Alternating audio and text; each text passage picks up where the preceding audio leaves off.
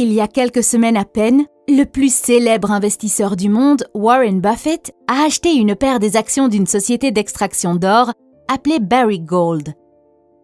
Ce qui est intéressant, c'est que Warren Buffett n'a jamais été un fan de l'or. Dans le passé, il a même appelé l'or « roche de compagnie », mais il semble avoir changé d'avis. Cela soulève une question intéressante. Que se passe-t-il dans l'économie mondiale ?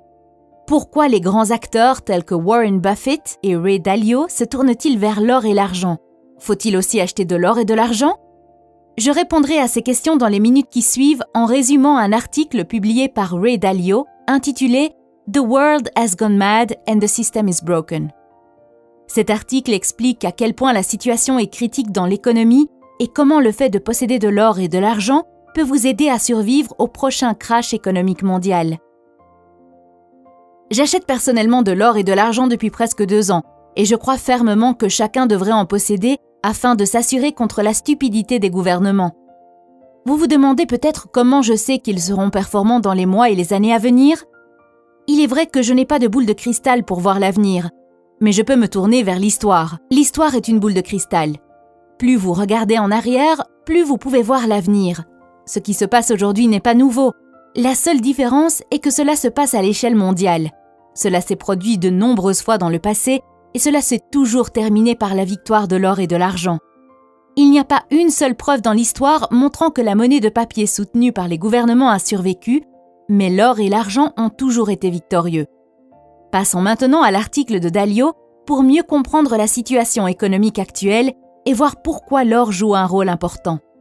Je vais lire les points principaux de l'article et je vous l'expliquerai ensuite dans un langage simple. Point numéro 1. Argent gratuit. Dalio commence l'article en disant « L'argent est gratuit pour ceux qui sont solvables, parce que les investisseurs qui le leur donnent sont prêts à récupérer moins que ce qu'ils donnent. » Plus précisément, les investisseurs qui prêtent à ceux qui sont solvables acceptent des taux d'intérêt très bas ou négatifs et n'exigent pas le remboursement de leur capital dans un avenir prévisible. Ils le font parce qu'ils ont une énorme quantité d'argent à investir qui leur a été imposée par les banques centrales. Maintenant, vous pourriez dire « Comment est-ce possible ? Comment se fait-il que l'argent soit gratuit ?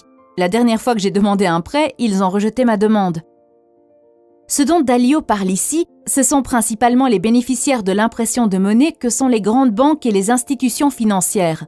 Il ne parle pas de vous et moi. Vous pourriez vous demander si les banques centrales font baisser autant d'argent. Pourquoi cet argent ne provoque-t-il pas la croissance économique et l'inflation ? Selon M. Dalio, la raison pour laquelle la croissance et l'inflation ne se produisent pas est que les investisseurs qui reçoivent l'argent veulent l'investir plutôt que le dépenser. Ils l'investissent principalement dans des actifs financiers au lieu de le prêter aux entreprises et de faire croître l'économie. Ils le font parce que prêter de l'argent aux entreprises est risqué. Les entreprises peuvent faire faillite et les banques peuvent perdre de l'argent. Mais les actifs financiers sont moins risqués et demandent moins de travail.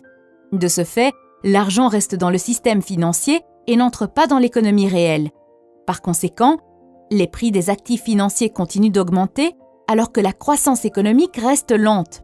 Cela n'est bon que pour les personnes qui possèdent des actifs financiers, car elles s'enrichissent sans cesse et l'écart de richesse se creuse de plus en plus. Dans son livre intitulé « Big Debt Crisis », Dalio montre comment le fossé de la richesse a atteint un niveau critique aujourd'hui. Il affirme qu'aujourd'hui, 1% de la population possède 99% de la richesse mondiale et que les 99% restants de la population se battent pour plus de 1%. Ce 1% a tellement d'argent qu'il ne sait pas quoi en faire, tandis que les 99% restants n'en ont que très peu. C'est l'une des principales raisons pour lesquelles Dalio affirme que le système est brisé et que le capitalisme ne fonctionne pas pour la majorité de la population. Point numéro 2. Déficit public et impression de monnaie.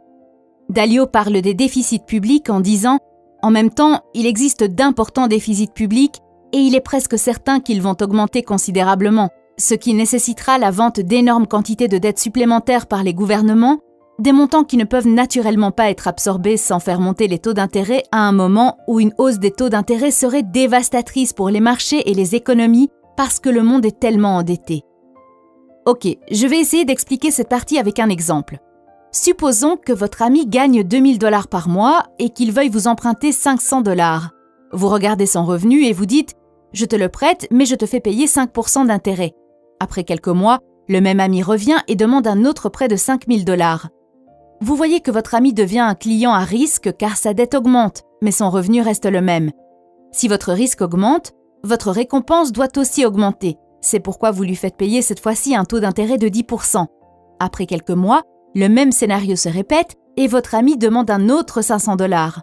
À ce moment-là, vous vous direz « Attends une minute, il n'a même pas encore payé ses dettes précédentes et celles-ci deviennent de plus en plus importantes et son revenu n'a pas du tout augmenté. » Cette fois, si vous lui prêtez de l'argent, soit vous doublez le taux d'intérêt et vous lui faites payer 20%, soit vous ne lui prêtez pas du tout. D'un côté, en tant qu'investisseur, vous avez besoin d'un rendement plus élevé si vous prenez un risque plus important.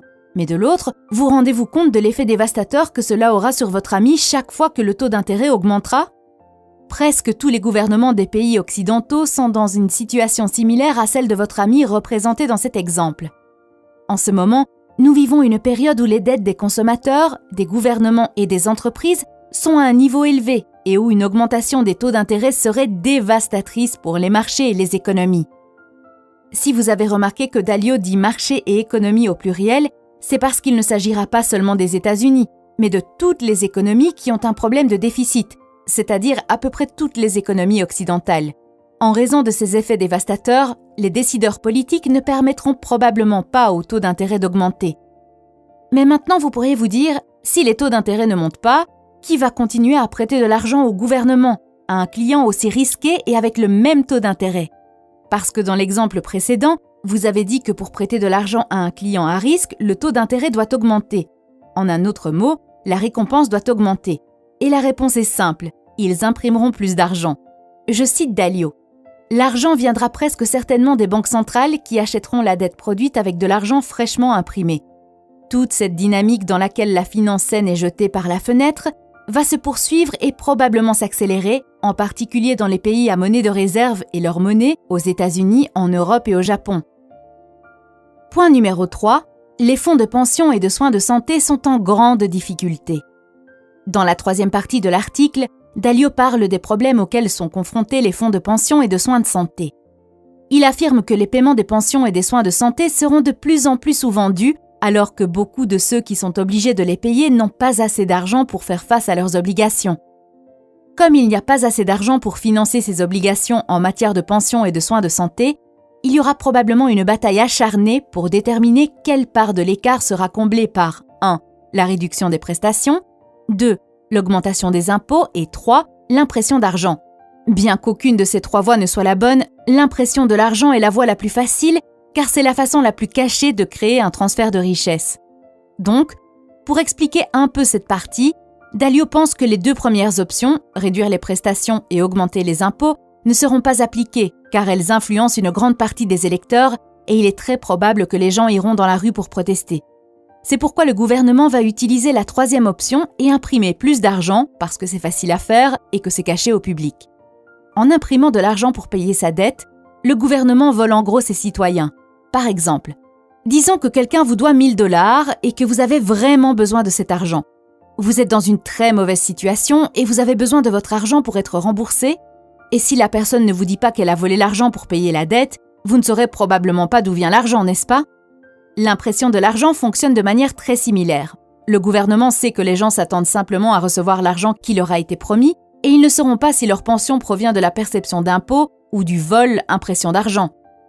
Le gouvernement dira « N'ai-je pas promis de vous verser une pension de 500 $ par mois? Voici vos 500 $. Vous aurez l'argent et serez heureux d'avoir reçu le montant total qui vous a été promis. Mais une fois que vous entrerez dans le magasin, vous réaliserez que maintenant, ces 500 $ n'achètent même pas la moitié de ce qu'ils étaient. La raison pour laquelle le gouvernement peut imprimer de l'argent pour vous payer sa dette est que la dette et les autres obligations financières ne demandent aux débiteurs que de rembourser l'argent qui leur est dû. En d'autres termes, la dette est nominale. Laissez-moi vous expliquer par un exemple si vous avez du mal à comprendre ce que j'entends par dette nominale. Disons que vous prenez un prêt hypothécaire fixe de 30 ans pour 3 millions de $, mais qu'après un certain temps, l'hyperinflation frappe le pays et les prix de tous les biens et services augmentent, y compris le prix de votre travail, mais votre prêt hypothécaire reste tel quel parce que la dette est nominale.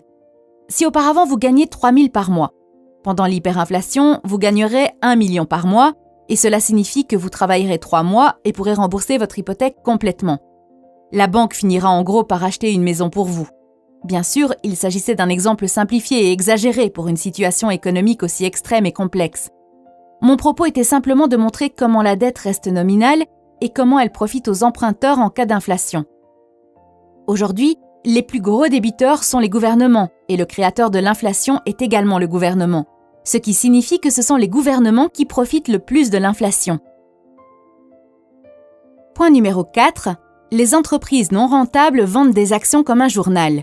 Les investisseurs ont tellement d'argent à investir et grâce au succès passé des actions des sociétés technologiques révolutionnaires qui ont si bien réussi, c'est la première fois qu'autant de sociétés, depuis l'apparition d'Internet, n'ont pas besoin de faire des bénéfices ou même d'avoir des pistes claires pour vendre leurs actions, car elles peuvent au contraire vendre leurs rêves aux investisseurs qui ont besoin d'argent et de pouvoir d'emprunt.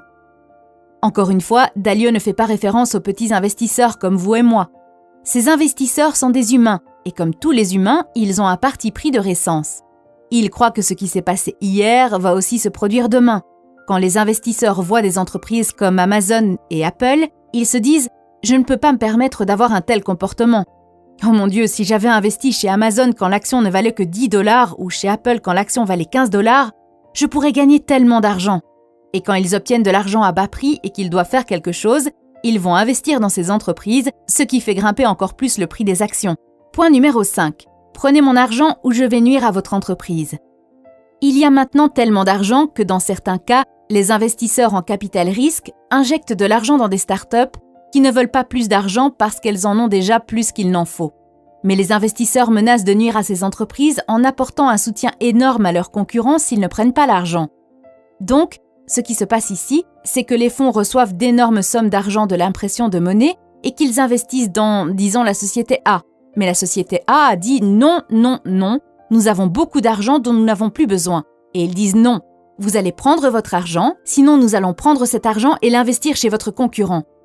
La société A dit « Oh, je ne sais pas quoi faire maintenant, mais vous savez quoi? Nous allons vous vendre un peu plus de capital et nous prendrons votre argent gratuit. » Ils prennent cet argent bon marché et rachètent leurs propres actions, ce qui fait grimper encore plus le prix des actions. Vous vous demandez peut-être maintenant pourquoi le fonds fait cela. Cela n'a aucun sens logique, mais c'est le cas si vous pensez au fait que ces fonds ont des investisseurs qui demandent à investir leur argent. Et les fonds ne peuvent pas avoir une grande partie de l'argent qui traîne sous forme d'argent liquide. Ces investisseurs leur paient des frais et ils ne sont pas prêts à les payer si l'argent n'est pas investi.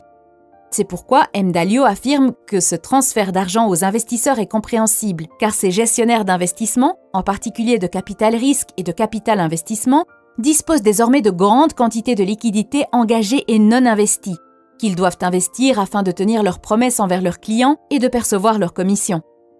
Enfin, Dalio conclut l'article en disant « Cet ensemble de circonstances est insoutenable et ne peut certainement plus être poussé comme il l'a été depuis 2008.